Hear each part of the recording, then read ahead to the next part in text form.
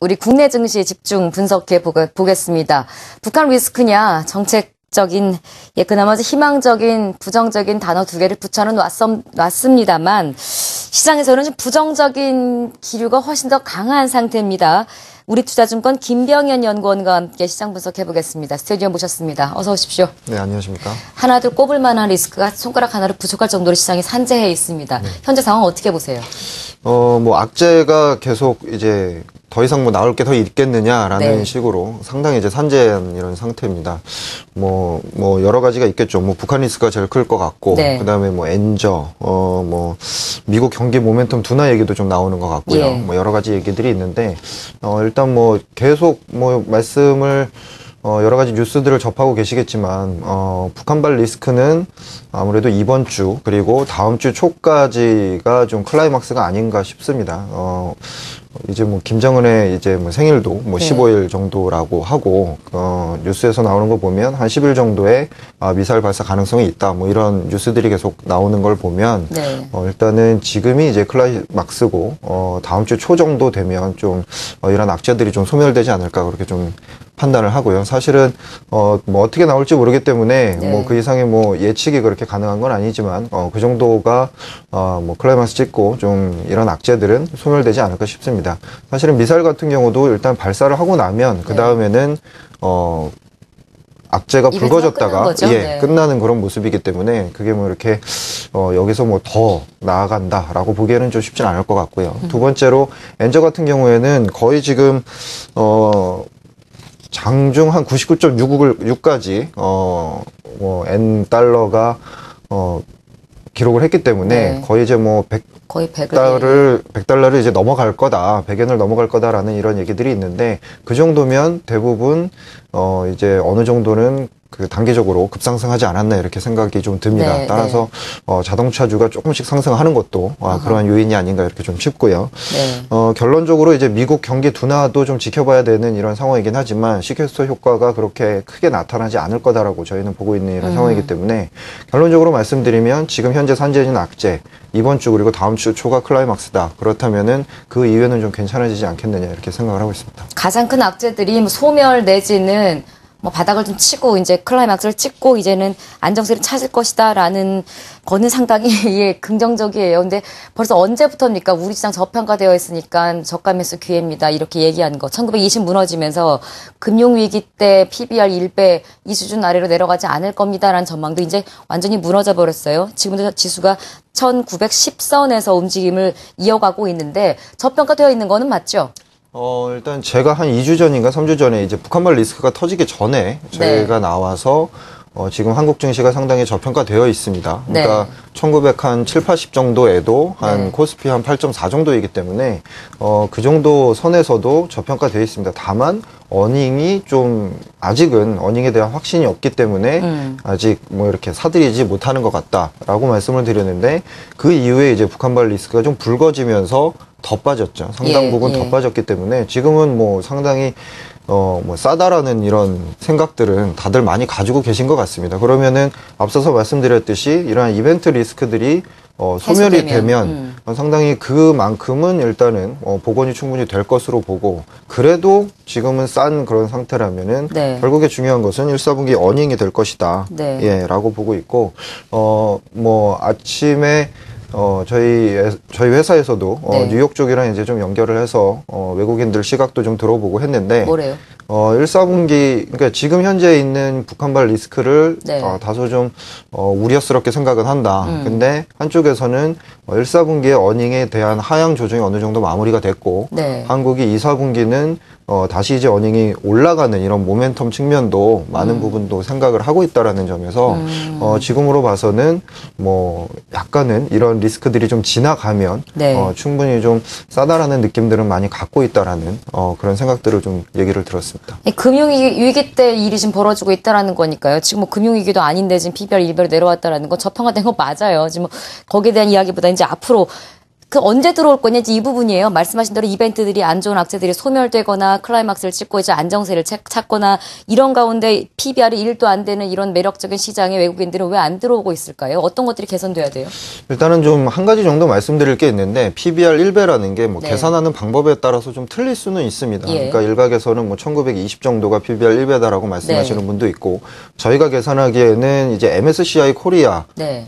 의 EPS로 계산을 하면 PBR 1배는 한 1800선 중반 정도가 됩니다. 아. 그렇기 때문에 뭐 어느 부분 뭐 FN 가이드로 계산을 한 건지 네. 뭐 YGFN으로 계산한 건지는 잘 모르겠지만 금융위기 수준의 PBR 1배는 상당히 금융위기 이후에도 계속 지켜져 왔기 때문에 그 네. 정도 수준에서는 상당히 괜찮다라는 거고 1900 이하로 만약에 떨어진다면 들어오려는 그런 사람들이 상당히 많다라는 거는 생각을 해야 될 것 같습니다. 외국인들 같은 경우에는 일단은 그동안에 계속적으로 주간 3천억씩 뱅가드 물량이 나오고 있었습니다. 예. 근데 그로스로 이제 나오는 이런 물량이기 때문에 4월 중하순 이후부터는 이제 그 이머징이 아닌 그 선진국 지수로 편입이 되면서 유입이 되는 물량들이 이제 들어오기 시작을 할 겁니다. 따라서 어느 정도 상쇄가 되면서 뱅가드 관련 이슈는 많이 이렇게 그 뱅가드 관련 이슈에 따라서 매도 물량이 나오는 건 많이 적어질 거다라는 점이고 두 번째는 앞서서 제가 말씀드린 바처럼 북한 리스크가 좀 소멸되는 이런 상황에서는 외국인들이 충분히 유입 가능성이 있고 네. 그다음에 이제 어닝에 대한 이러한 것들이 실적 시즌이 다음 주부터 이제 본격적으로 시작을 한다면 그때부터는 좀 들어올 수가 있다. 따라서 제가 아까 북한발 리스크도 다음 주 초 정도까지가 클라이막스입니다라고 네. 말씀을 드렸으니까 그 정도 이후에는 외국인의 유입이 충분히 나타날 가능성이 좀 높다라고 보고 있습니다. 네.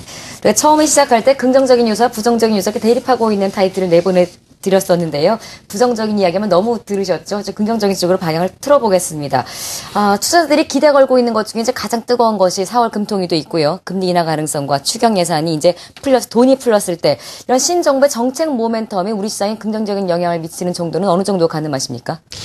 이번 주가 가장 이제 중요한 이런 겁니다. 그러니까 금통위도 있고 이제 네. 추경 발표도 있는데 뭐 이게 국회를 또 언제 또 통과하는지도 상당히 좀 중요한 이런 부분일 것 같습니다.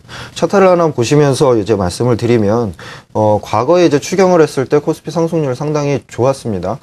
특히나 이제 그 파란색 막대 그래프로 되어 있는 게 금리 인하하고 추경하고 이제 동시에 시행했을 때인데 보통 이제 팔럭시 미스라고 저희가 말씀을 드리는데 인하하고 추경하고 이제 재정정책하고 통화정책을 같이 쓰게 되면은 네. 코스피 상승률 상당히 좋다라고 볼 수가 있겠고 그게 아니더라도 만약에 금리가 동결되더라도 과거 한 10년 평균 추경을 했을 때 코스피는 한 평균 한 10% 정도 상승을 했다라는 점이 있기 때문에 추경을 하고 또 네. 금리 인하도 하면 상당히 좀 호재 쪽으로 얘기가 나올 가능성이 좀 높다라고 보고 있습니다. 네. 여기서 좀 중요한 점은 예. 그 이번에 그 뭐 세입이 줄어든 분만큼이 아니라 실질적으로 저희는 한 추경이 12조 플러스 알파 정도로 생각을 하고 있는데 네. 실제적으로 경기 부양에서 쓸 수 있는 이러한 돈이 한 5조 정도 됩니다. 과거와 비교를 해보면 그렇게 적지 않은 돈이고 상당히 좀 경기 부양에 많이 그 쓸 수 있는 그런 돈으로 풀릴 수가 있다라는 점에서 이번 추경도 상당히 긍정적이다라고 볼 수 있겠습니다. 돈이 얼마가 풀리느냐보다는 그중에서 경기 부양을 위한 게 얼마냐 이 부분이 사실은 또 중요한 포인트일 텐데요. 5조 원 정도 예상하시고 적지 않은 금액이다라는 겁니다. 실적 이야기 해볼까요? 우리나라 실적도 중요하지만 미국 실적 발표가 시작됐는데 출발이 괜찮았어요. 실적 시즌에 대한 모멘텀은 어느 정도 보십니까? 미국 출발은 괜찮았습니다. 하지만 약간 전체적으로 보면 전분기 대비 한 1.8% 정도는 약간 하락하는 것으로 예상이 돼서 미국 같은 경우는 좀 그 지수 어닝만으로 보면 좀 슬로우할 거다. 라고 이제 예상이 되고 있고요. 한국 같은 경우에는 뭐 계속 말씀을 드리지만 네. 1, 4분기 어닝 자체가 하향 조정이 어느 정도 마무리가 된 이런 상태고 2, 4분기는 한국의 수출 성수기이기 때문에 상당히 좋을 거다라는 이런 예상을 하고 있습니다. 지금 현재 컨센서스 정도만 나와도 네. 이 밸류에이션이 부각이 될 수 있는 이런 상태고 이거보다 조금 더 잘 나오면은 확실히 좀 더 지금 뭐 PER 뭐 8.4배 뭐 이 정도이기 때문에 충분히 밸류에이션 부각이 될 수 있는 이런 상황입니다.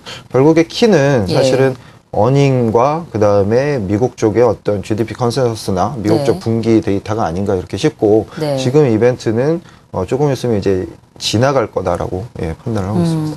그래도 1분기 GDP까지 보기는 봐야 되는 상황이군요. 시장이 이렇게 급등락을 하면서 종목들 간의 편차가 상당히 커요.